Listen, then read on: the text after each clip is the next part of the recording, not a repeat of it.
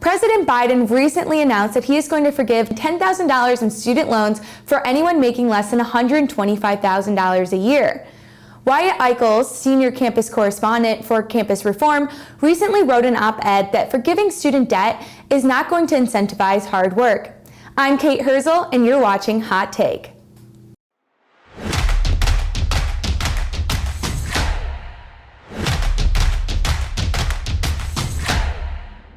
Wyatt, it's great to have you on today. Can you kind of fill us in what you were trying to discuss with your op-ed with Biden's recent student loan proposal? Yeah, thanks for having me here, Kate. Well, really during my high school senior year, I applied to about 20 different schools looking for the best fit for my family and what I was interested in studying. As it came down to it, there were some schools closer to home, like the University of Wisconsin, but those came out to about $10,000 per semester in tuition.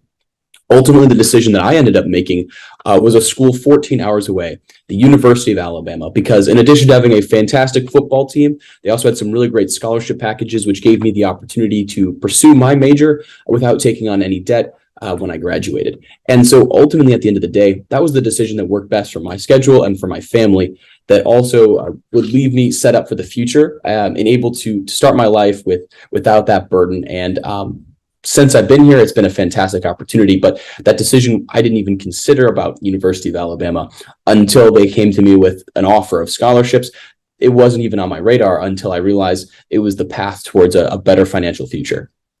Do you think that Biden's plan addresses the overall cost of higher education? Unfortunately, Biden's plan does nothing to actually address those fundamental costs.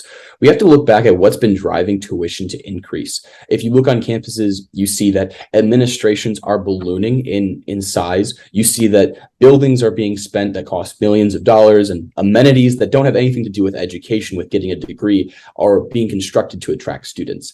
Now, ultimately, I think that this is actually being driven by the federal government's involvement in higher education, because for years now, the federal government has been subsidizing loans in addition to other forms of financial aid and just intervention in the whole higher education system. What this ultimately leads to is more money in the system, more demand, and the law of supply and demand says that the price is going to go up as a result. And the Biden plan, just that was passed last month, does nothing to address that additional cost pressure. They're doing nothing to stop the influx of excess funds into the system. So the money is going to continue to pour in as more and more people continue to borrow, and therefore tuition is going to continue to rise. There's strong evidence that shows that federal funding just causes tuition to increase, and a Band-Aid solution on the other end to try and cut away a little bit of that debt after people have already borrowed does nothing to stop costs from rising in the future. It requires more fundamental change to actually solve that problem. Biden's poll numbers are very low. Do you think that Biden is actually trying to pass student loan policy in order to buy votes? If you had to ask me, I would say yes. You look at the demographics here. We're talking about millennials skew strongly to the Democratic Party. So do college-educated adults. It also happens that millennial college-educated adults hold a large percentage of debt in the form of student loans. When you look at the people who are being targeted by the student loan forgiveness policy, they tend to be, on average, more likely to vote Democrat.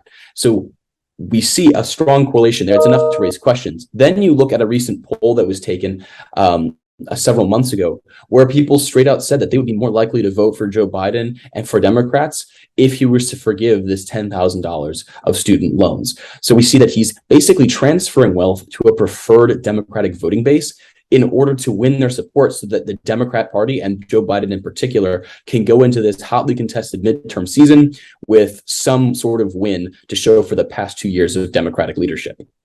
Thank you so much for being here. Thank you so much, Kate. It's been great to be here with you. I'm Kate Herzl, and that was Hot Take.